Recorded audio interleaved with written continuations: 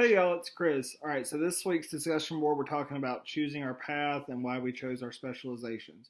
So, my original intention was school counseling, and then based on the advice of Dr. Dotson Blake, I decided to do the integrated mental health cohort, which would allow me to do school counseling and then clinical mental health, and then it would also work with my schedule as a teacher.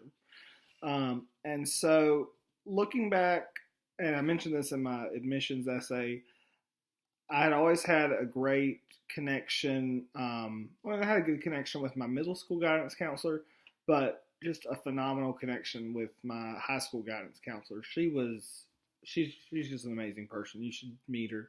You might not, but anyway.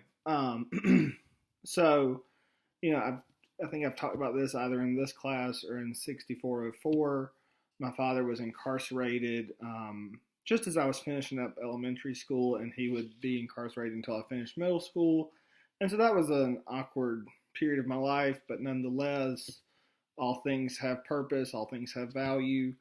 Um, and so it really opened up my eyes to the resource that a school counselor can be, and just the wonderful people they are. And so I went on. I talked with my guidance counselor throughout high school. My intentions were doing medical field. I dabbled with teaching, but thought no way I was going to be a teacher. And so I pursued a nursing major in college, and then kind of hit a bump in that road. Switched over to public health, and then I can remember one day I was driving home. I was driving to my apartment from college, and I kind of had this like existential crisis where I was like, I know I want to finish this degree because I've got too much money invested, but I don't want to do this. And so I'd called my mom, and she had kind of, my mama is a big prayer warrior, so she prayed with me. And I gave it some more thought, and then the more I thought about it, the more I thought, Miss Cameron, who's my high school guidance counselor, like if I could choose one person to want to be like in this life, it would be her. Just phenomenal lady.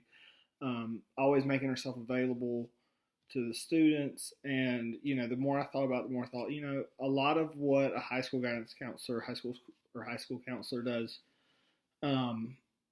is very much where I would see myself happy and content.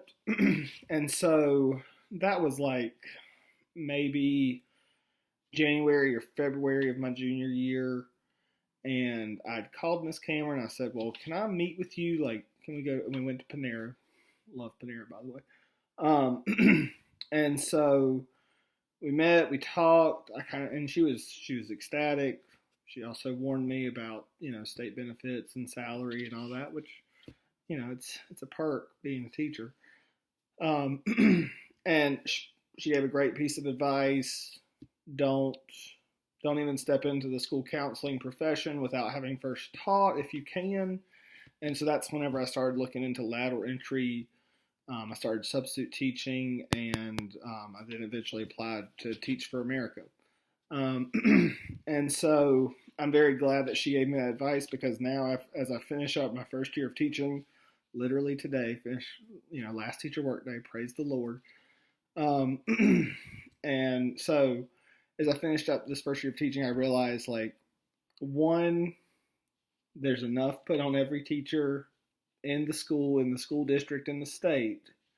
And two, just it really opens up your eyes to the day-to-day hardships and challenges that our children and our students face, that maybe you wouldn't be as keen to if you were you kind of stepped into school counseling kind of right off the street, I guess. That's not the best way to say that.